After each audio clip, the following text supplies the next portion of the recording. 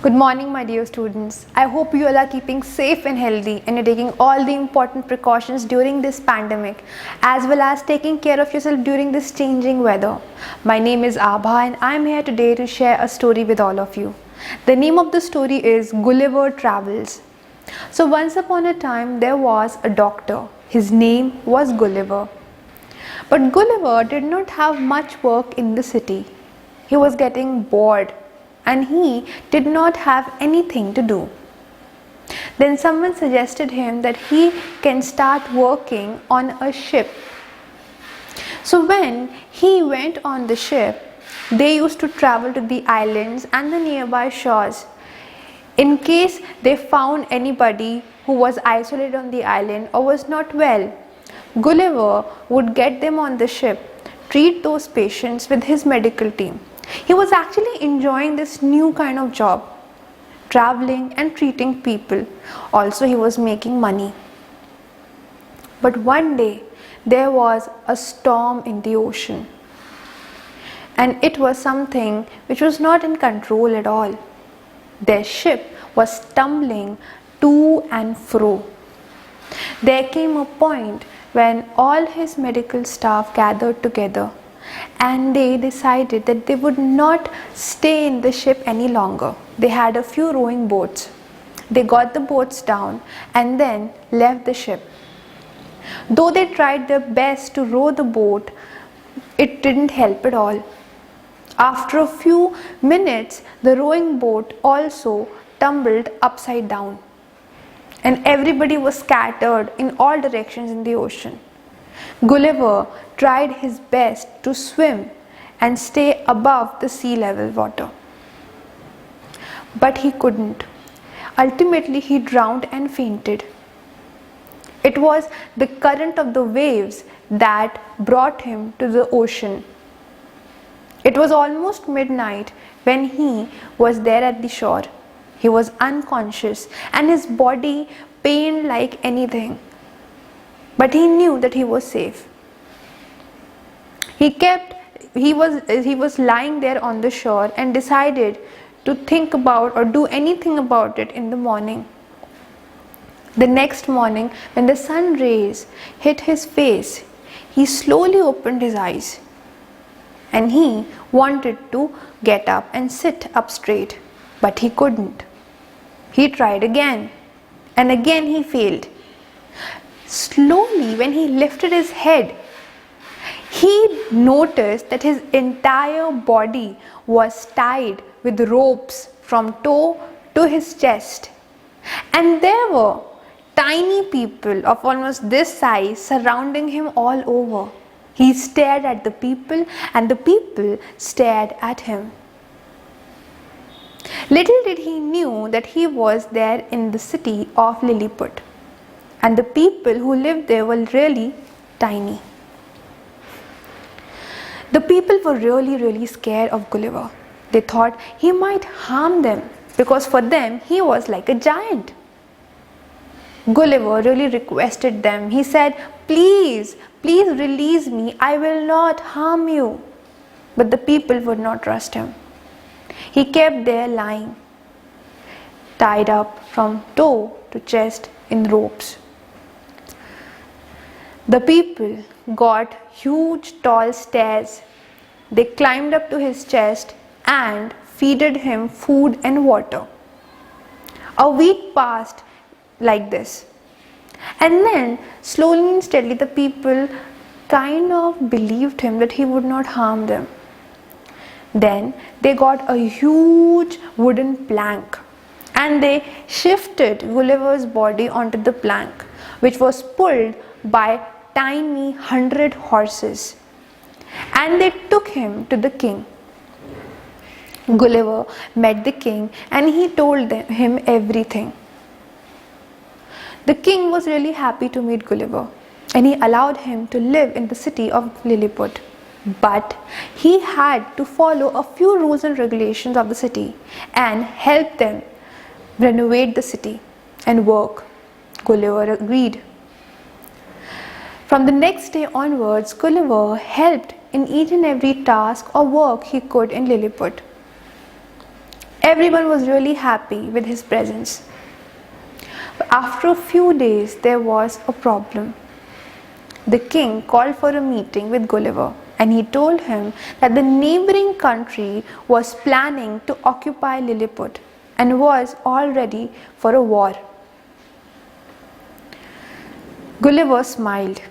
He told the king not to worry at all. He would handle it very well.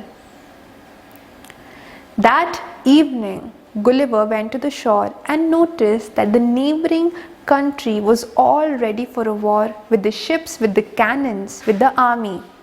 All they were waiting was for a signal, and they would attack any time. Gulliver asked the people of Lilliput to get him strong rope, and then he tied all the ropes together and made it a really long kind of rope, and then he hung it over his shoulder. At night, he walked to the other shore and tied all the ships to the rope, and together he pulled all the ships to the other side of the shore, that was Lilliput.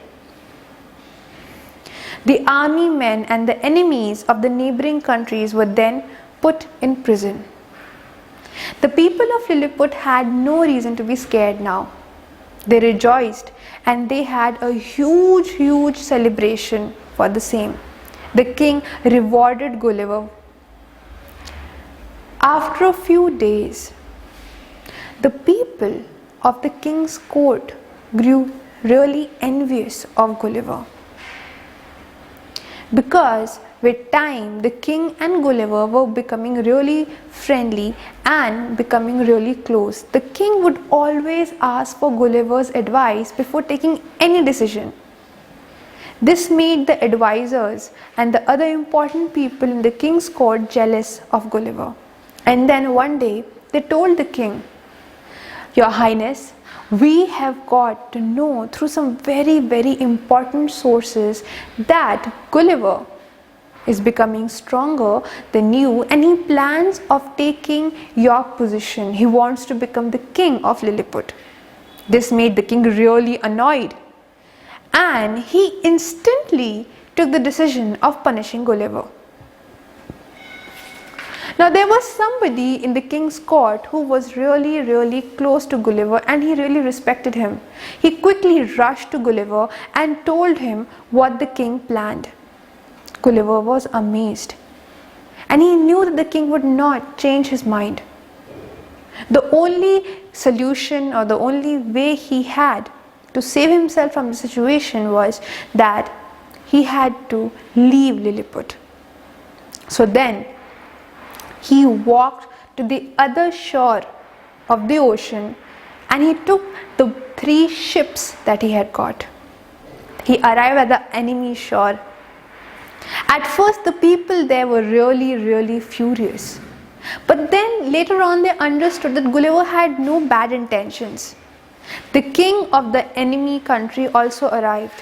Gulliver told him everything in detail.